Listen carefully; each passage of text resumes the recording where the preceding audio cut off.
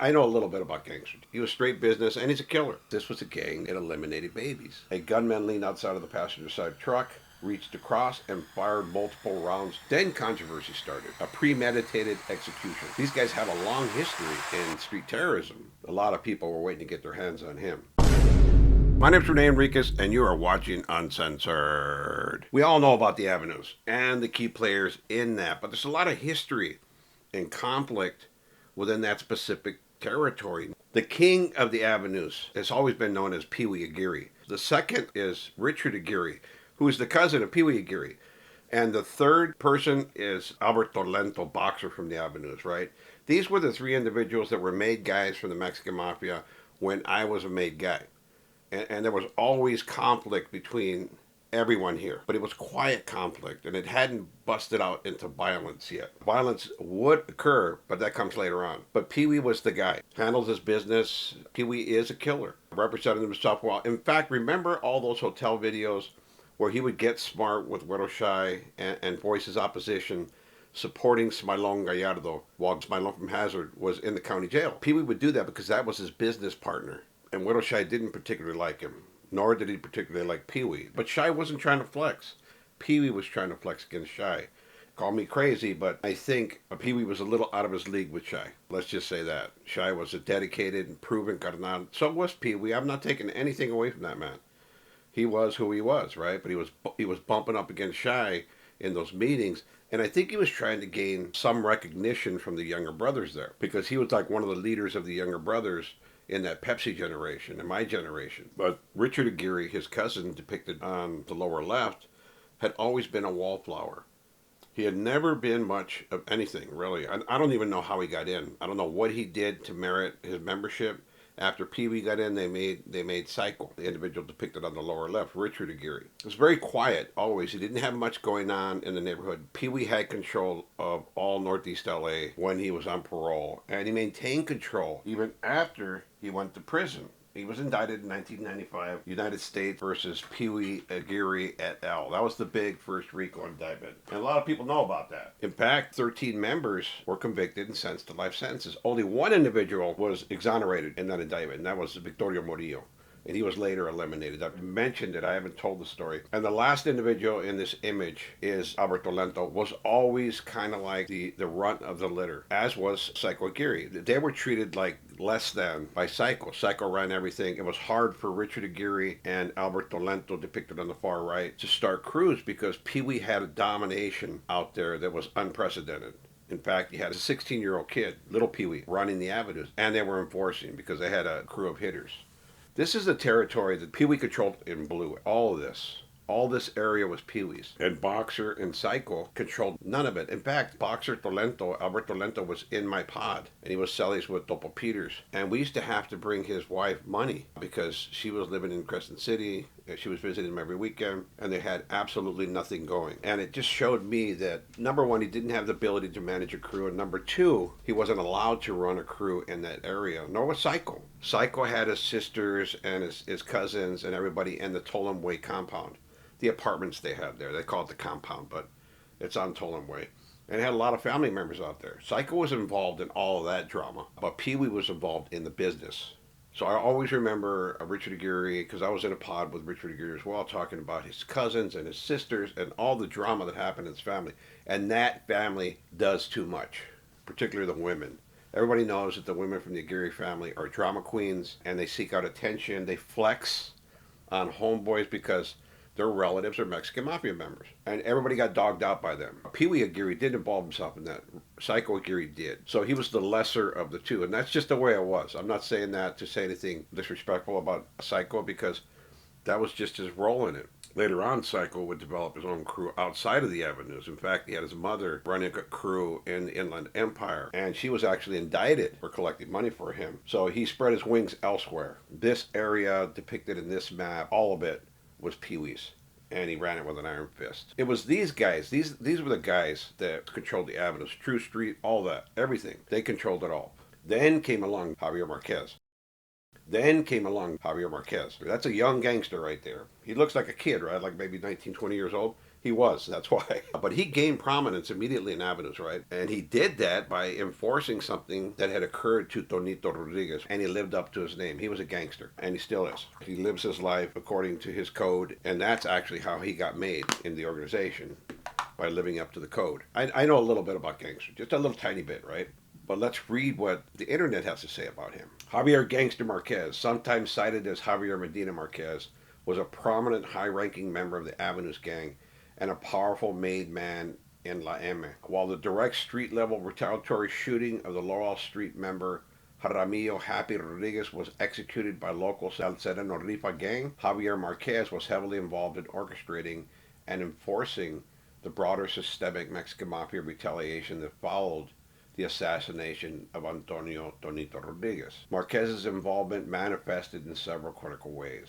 Number one, enforcing a permanent green light. As an established Mexican Mafia leader based out of a nearby Drew Street area, Marquez was one of the central figures responsible for ensuring that the green light contract against Lowell Street locals was absolute and strictly enforced. So, let me correct this. At the time that this was happening, at the time that Gangster was involved in this, he was not a carnal. He was just a camarada. But he was, in fact, he was involved personally. This is how he made his bones, right? He went and retaliated for the death of Donito, which was a carnal. Everybody knows that Lowell executed a Mexican Mafia member, one of their own homeboys, because the person they executed is this guy right here, Donito Rodriguez. And that is him depicted in the car immediately after he got shot by Lowell Street gang members. They were resisting Mexican Mafia taxes. In fact, a lot of people said that Donito wasn't really well respected in the hood. That he was a quiet guy, and then as soon as he made his bones, as soon as he got into the organization, he started flexing on them. Before we continue, let me tell you about Buy Me a Cup of Coffee. We created a new page, buymeacupofcoffee.com at Uncensored Team. There's also a QR code that you can scan. It's a new way to support the channel. We have no affiliation with the past Buy Me a Cup of Coffee page, and I'd encourage all our viewers and supporters not to donate there. This is the only official site. In fact, on this page, we are now selling autographed copies of The Black Hand. Be sure and get your copy while supplies last. I will personally inscribe them with a personalized message and sign them personally and ship them out to you within 5 working days after your order. That is a guarantee. And then as soon as he made his bones, as soon as he got into the organization, he started flexing on them, and they did not like it. Because let's face it, gang members are hogs too. Just because a guy isn't a made guy doesn't mean he's less of anything, right? He's still a man. And these guys stood up. Much to their credit, they stood up. They said, no, we're not having it. We're not paying you taxes, and you're not bullying us. And we don't care if you're from the Mexican Mafia. You're a homeboy, and you should be treating us with some deference, with some care. Because I would have. If it was my homeboys, I would have made sure that they were well taken care of, that nobody was taxing them, that we had a really good symbiotic relationship where everybody could make money together.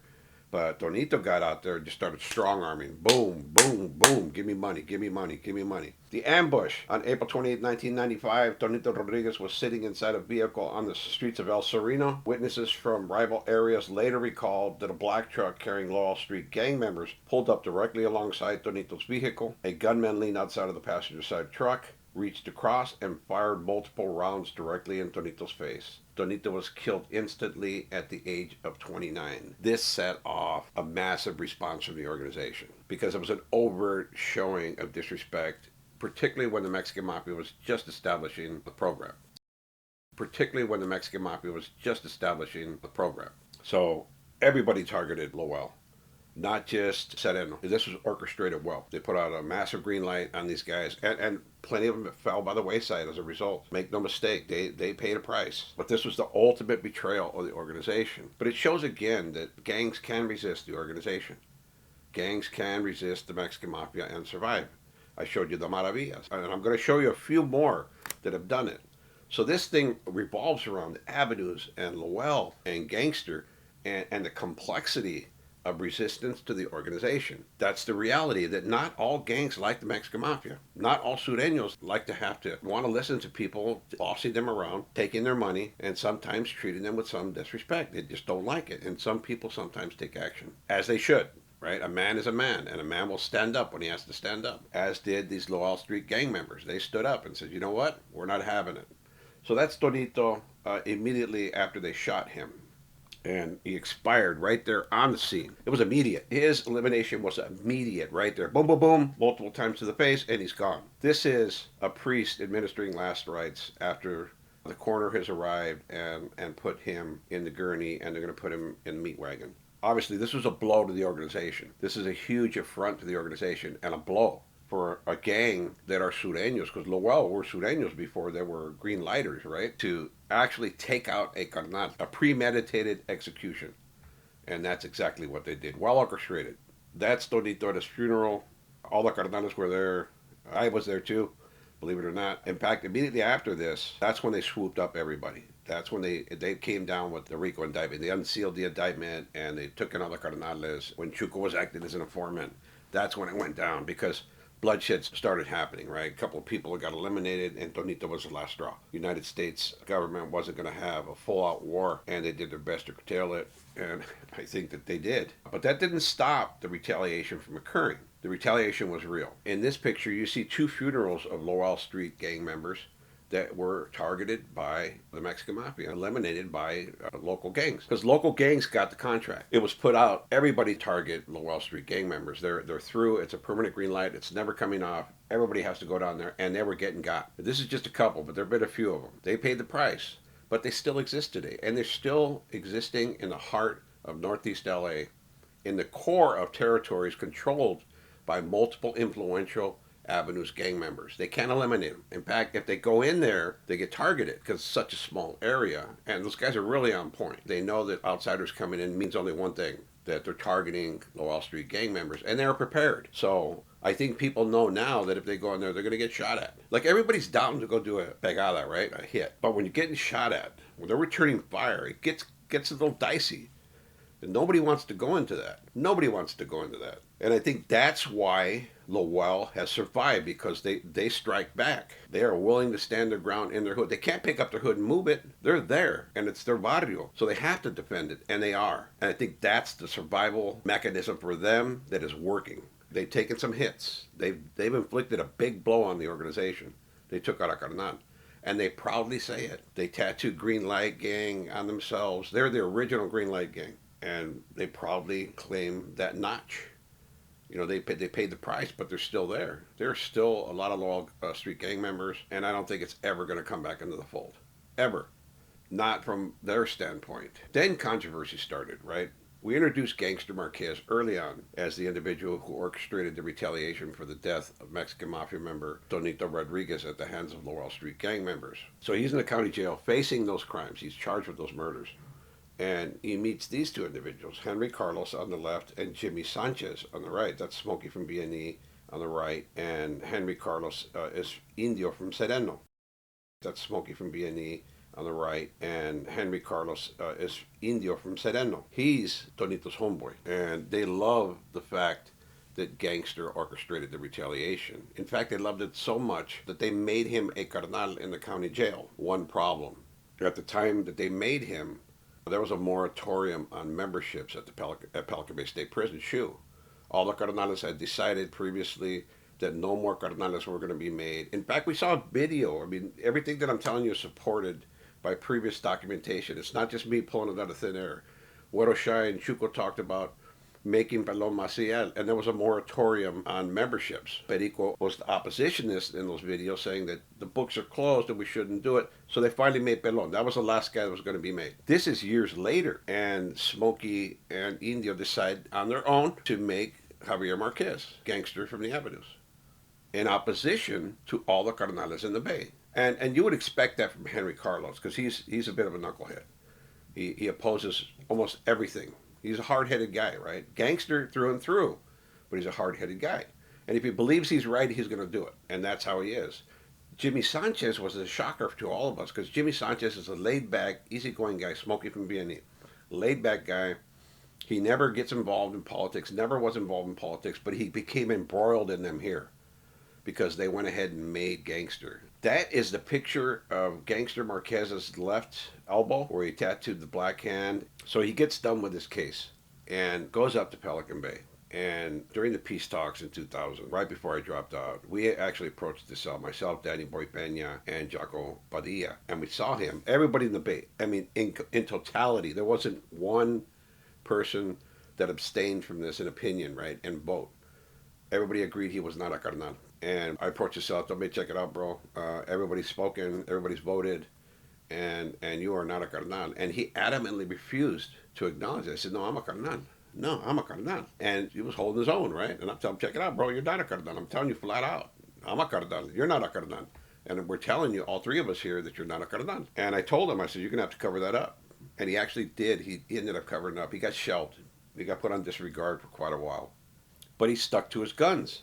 He kept telling people that he was a carnal. And it caused a rift, right? This caused a huge war in the organization because there was also another Mexican Mafia member by the name of Tigre, Alfred Salinas, who was part of the Cuate Grajeda and the Angel Valencia faction. Bordered in yellow was the faction opposing Peewee Aguirre, Richard Aguirre, and Alberto Lento. That was Javier Marquez and Alfred Salinas. They were strongly opposing Peewee's reign in Northeast LA, but Peewee was the king there. There's no mistaking that. There's no denying it. Not so much today. He's been largely removed from the picture and isn't housed at ADX in Florence, Colorado.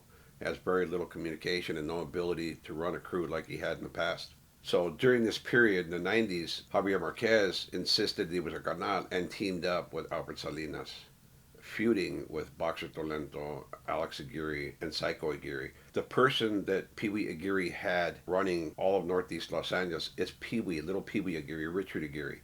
That's not Richard Aguirre Psycho, but Richard Aguirre Little Peewee, and that was Peewee's little brother. And this is a 16-year-old kid out there running and gunning and abusing his authority. In fact, he's in protective custody now. A lot of people were waiting to get their hands on him because he thought that just the fact that he was an Aguirre, it was going to protect him, but he had alienated so many carnales in that area that he was going to get nailed at some point, and there was going to be no saving him. So he made a wise decision. Good decision making, Little Peewee, because you would have got at some point, and that's just a reality. So this created a rift in Northeast LA. You had avenues, Mexican Mafia members directing crews to go to war over control of that territory, depicted with the deceased marker across their faces. Frank Cordova was Kiko, then Esteban Real, Little Demon, then Alfred Salinas, Little Tigre, Tigre's brother, was killed, and then Frank Baraja Stretch, all killed by Peewee's crew, directed by Little Peewee, Richard Aguirre. And all the members of their crew survived, whereas Javier Marquez, Gangster, and Tigre's crews were kind of wiped out, right? Lo and behold, Gangster weathers a storm. Alfred Salinas does not. He gets put on the lista, he gets disregarded, put on the shelf. Javier Marquez becomes a carnal. After he was sponsored and sat down and put on disregard and went through this war, he held his ground and he survived. Says a lot about the guy because he was going through it. He really went through it, right? Even after losing this war, which in the end, it proves that he didn't really lose the war. He just lost soldiers. One of the biggest incidents we remember about avenues is the elimination of a baby. Her name was Stephanie Kewen. Around 1:45 a.m. on September 17, 1995, along Isabel Street in the Cypress Park neighborhood, a street nicknamed Avenida Asesinos, an incorrectly spelled Spanish phrase meaning Street of Killers, or the Avenue of the Assassins. Members of the Avenues gang shot at a vehicle containing a family returning from a cookout. According to the prosecution, the vehicle made a wrong turn into an alley. A 3-year-old named Stephanie Kewen died, and Kewen's stepfather and younger brother sustained injuries. The perpetrators were arrested and convicted. I remember this incident specifically because I was pushing hard to have those guys put on the green light list. And Alberto Lento and Richard Aguirre defended their homeboys. They came up with this cockamamie idea that these people attempted to do a drug ripoff and take off without paying, so that the homeboy shot at the car, and they didn't know a kid was there. Well, a kid was eliminated, and there's no excuse, bottom line. Well, a kid was eliminated, and there's no excuse, bottom line. That was my mentality. And the second one was the car came into the alley, and they thought it was a rival gang members. Still, that principle remains. It cost a child her life, and there was no excuse. So I pushed hard. And in fact, I lost quite a bit of respect for both of those individuals when they defended their homeboys for doing this. Nothing happened to them. Not one green light, nothing. Because Peewee was behind pushing in support of his homeboys, because that was his little brother's crew there. And that would have meant allowing people to target his little brother and their little homeboys and their crew. I mean, it's great for the avenues. They had such great support in the Mexican Mafia, But it's horrible in the gang subculture because this was a gang that eliminated babies. And they got away with it completely. I mean, sure, they convicted the guys and justice was served, but street justice was not. And one of the things that kind of made me take a second class at the Avenues guys, particularly Richard, because I had a previous thing with Richard where we were on the bus in 1995 where we were pulled down for court, and it was discovered that David Delgadillo was talking bad about Richard Aguirre, called him a rat. It was in transcript. We had it right there. And everybody agreed on the bus that Richard Aguirre, psycho, had the right to whack Chino right there. In fact, we were going to do it on the bus. Multiple carnales were jumping at the chance because Chino was not well liked. He was not well liked at all. I volunteered to go on the hit. Guaro Caballo and Danny Boy wanted to do the hit. Psycho didn't want to do it. He did not want to do it. And it was then that I questioned his internal fortitude, like his strength, because he said, no, I'm going to give him a pass. But brothers were jumping at the chance and encouraging, no, man, he called you a rat. You got to do something about that. And he said, no. I mean, I had a handcuff, key, and a knife, and Richard Aguirre did not want to do that. He did not want to eliminate Chino. I don't know if it's because he was scared of catching a case, and because I had never heard of anything that Richard Aguirre had done. He had never done a pegada that I knew of. He didn't eliminate anybody for the organization. None of that. Danny Boy and Caballo, yes, they had spilled blood for the organization. Both of them had notches, and there were brothers on that bus that were real operators, and they were willing to put in work with Richard Aguirre to resolve that issue, but he refused. So that kind of locked it for me and Richard Aguirre, and I always liked Richard Aguirre, but it was those two things. I never spoke about it to anybody else. I never politicked on him. I never did anything like that, but I still liked him because he was kind of easygoing guy, right? OCD, he had OCD like crazy, like off the hook OCD. He had little socks folded up, everything in its little spot, and he would wipe down magazines and clean them, and like this guy was like off the hook with his OCD. And I always liked him, so I never, pushed the issue. Like I think this guy's cocked because he didn't do this and then he did this, right? I didn't do that, because I considered him my friend. I don't think he considered me a friend anymore, but particularly after this. But it's just the reality of the situation. The next issue that brings Avenues to light was the elimination of a deputy outside his parents' home in the Avenues. That was Deputy Juan A. Escalante, who was eliminated by Avenues gang members on 8/2/2008. Guy was just getting ready from work, but because he had a bald head, he looked like a gangster. Avenues gang members pulled up on him, and boom, boom, boom, boom, boom. They killed him. It was suspected that it was a Mexican Mafia hit because he worked in high power among the carnales, but it proved out not to be that. Just a case of mistaken identity. They picked the wrong guy. And the whirlwind came down on them. Because there's been indictment after indictment after indictment against the Avenues, right? In fact, there was Chata Leon who had that house there, who was on True Street, and they tore her house down, deported her back to Mexico. They have taken action against Avenues. In fact, Northeast LA Division, LAPD, has targeted them because they're really domestic terrorists. They were targeting black people in their neighborhood, going hunting. Some people called it ethnic cleansing in Northeast LA. This is a reality. It's in their indictments. This is not me pulling stuff out of thin air. You guys can go look at it and see it. But these guys have a long history in street terrorism, and there's been a lot of violence and a lot of bodies that have fallen by the wayside over control of this area. Innocent victims that come along the way of these guys, and they pay the ultimate price. The first one I showed you was Stephanie Q, and the second is Deputy Juan A. Escalante. And my condolences to both families if anybody's watching this. Albert Salinas is total and complete disregard. In fact, somebody made an attempt on him. I believe it was a Duty Estrada in RCGP. It's a housing that they had for individuals who hadn't debriefed but were considered under threat, so they kept them there. And there was an attempt made on his life there in Pelican Bay, I believe it was. There was an attempt made on his life there in Pelican Bay, I believe it was, by Duty Estrada. And the next is Peewee Aguirre. He is in Florence, Colorado, ADX, under like extreme isolation. He's kind of losing grasp on the hood. It doesn't have the same crews that he has and doesn't have the ability to communicate. So obviously, if you can't communicate with your crew, you're going to lose power. The next guy is Javier Marquez. Javier Marquez is now running the county jail with about 3 other Mexican Mafia members and is controlling his area.